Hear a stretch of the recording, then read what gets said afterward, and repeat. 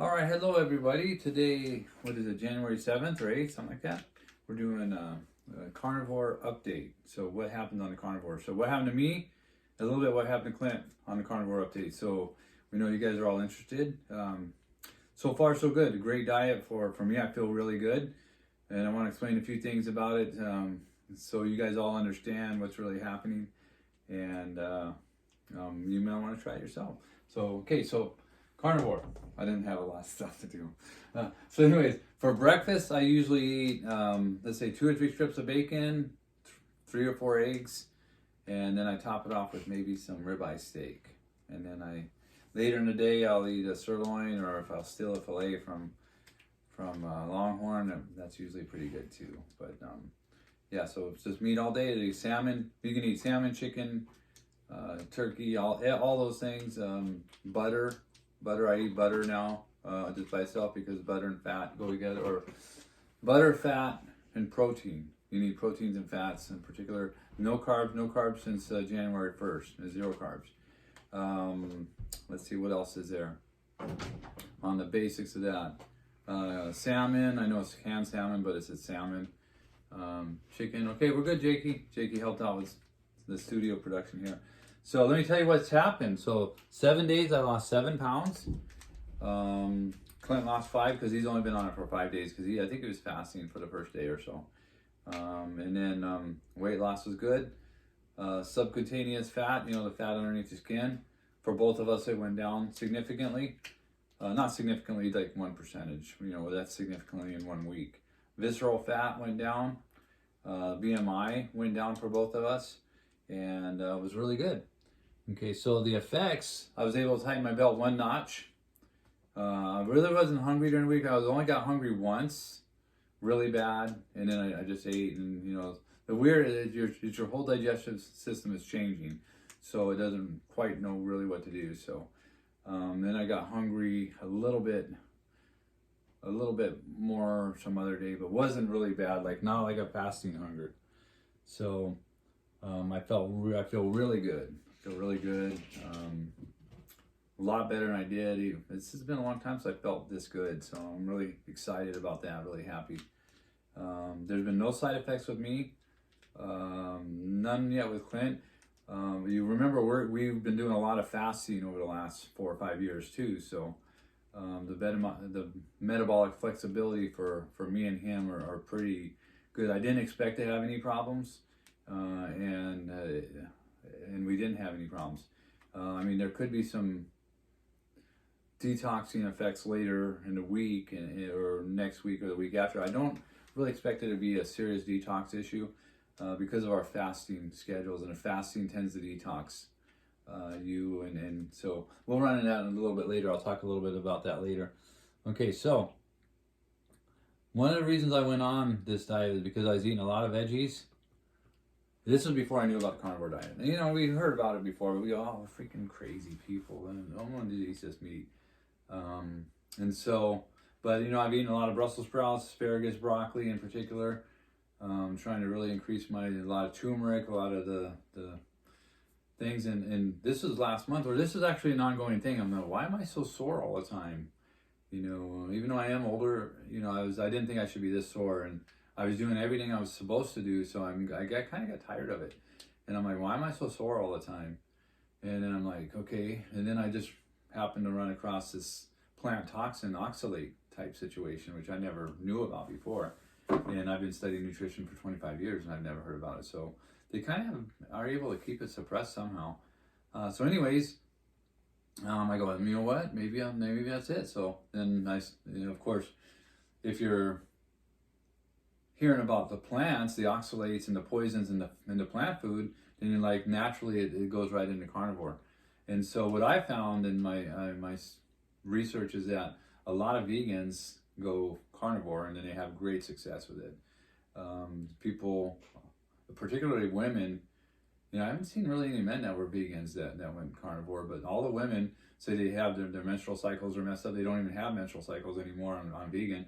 Then they come to carnivore, they start resolving all those issues, and all their a lot of autoimmune issues get resolved.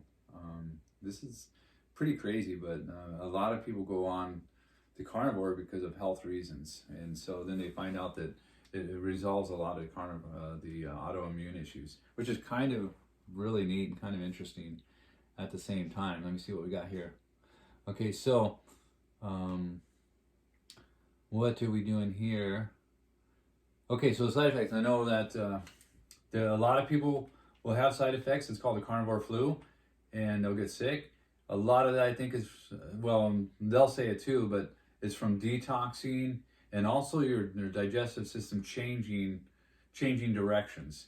But I would say it's probably more detoxing and going from one particular diet, especially the vegans. The vegans find out they get sick a lot if they just transition right into carnivore, and you see a lot of them do that and they get sick, and a lot of them don't stick with it. But the ones who do end up with a lot of good results. So like other people end up getting constipation or they get diarrhea, and there's reasons for that, and a lot of it is because your body's detoxing its system. And you know, as I don't know if a lot of you guys know, but okay, when your body takes in toxins, if it doesn't know what to do with it, if it can't get rid of it, it'll stick it in your fat cells, and it'll hide it away wherever it can, and particularly in fat, just to hide it, just to do something with it, put it in a closet, so to speak, and not deal with it. So what happens when you fast or when you start detoxing these chemicals, your body starts taking them out, and then people get sick because now they got all these chemicals and the toxins in their body, and they can't get rid of it faster than they're detoxing, so they get sick. And like I remember Pete told me a story one time when he went off of Diet Coke, and so he started. What did he do? He got sick after like 3 days because he was detoxing, going through withdrawal, of course, with that caffeine, and then he went to go back drinking Diet Coke, and he thought he went back to being normal. So he thought that Diet Coke is good for him, like a lot of people do. This is crazy.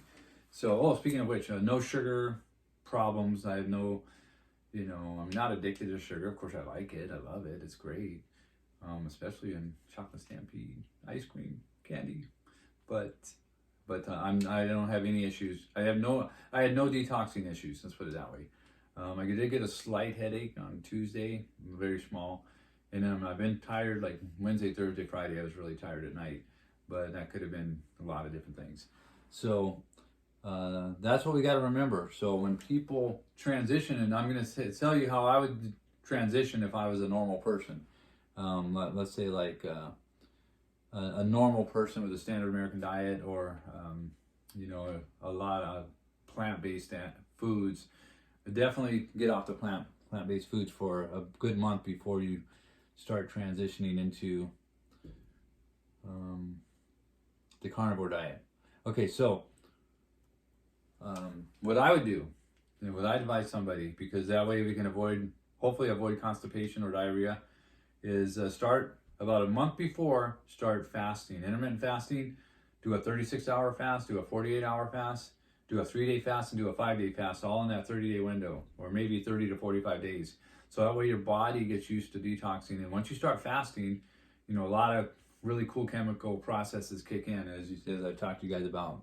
I know you guys get tired of it, man, but fasting, fantastic. And eating carnivore is almost like fasting because there's no insulin. There's no insulin spikes. You're not feeding it carbs.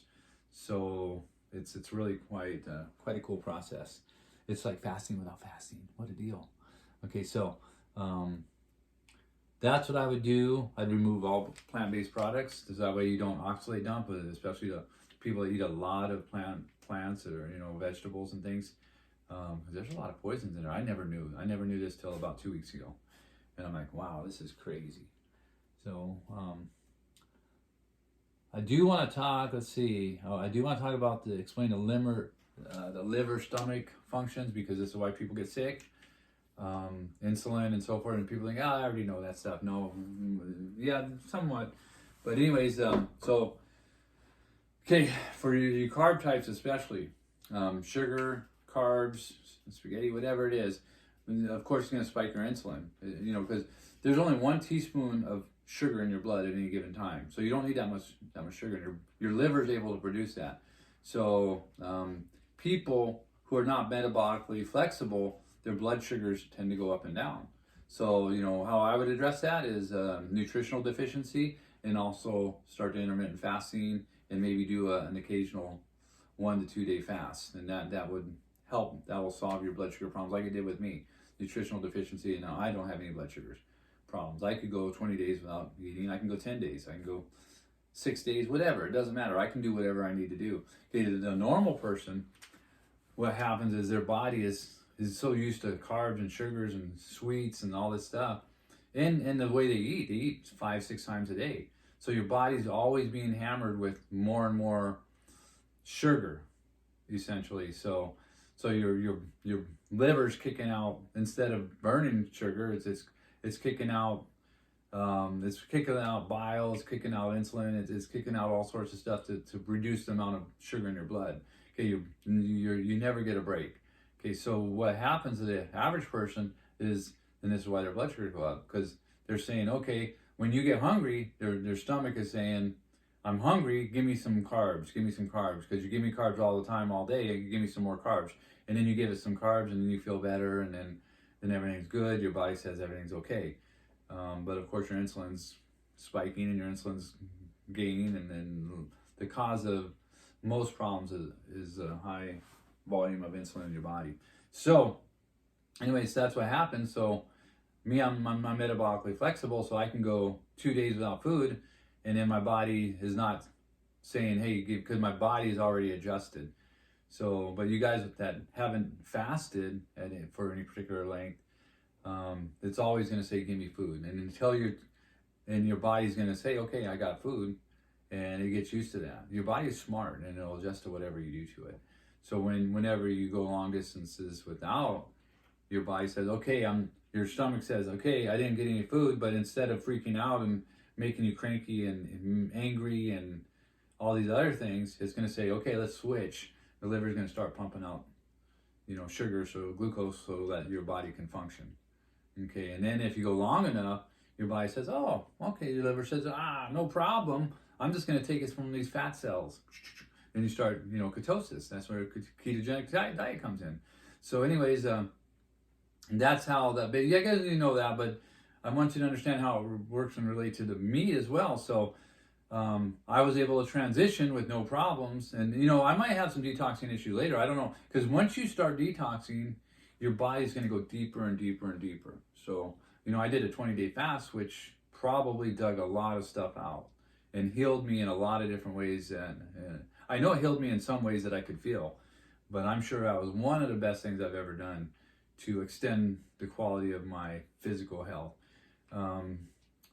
So there could be an issue there next week or the week after. If I can continue strict carnivore, it could be starting to dig deeper into the detoxing process and get stuff that I ate 10, 20 years ago. And this is what a lot of the vegans say, that for them, it's like a 6-month process. For me, hopefully it's only a 1-week process, and without even really a lot of transition. So that's it. That's week 1 in the carnivore diet. Huge success for both me and Clint, and we're going to keep doing it, and we'll see how it goes. We'll give you updates and go from there. I think that was it. That wasn't very much. I gotta use better use of this. So okay, love you guys, and have a great day, and we'll talk to you later.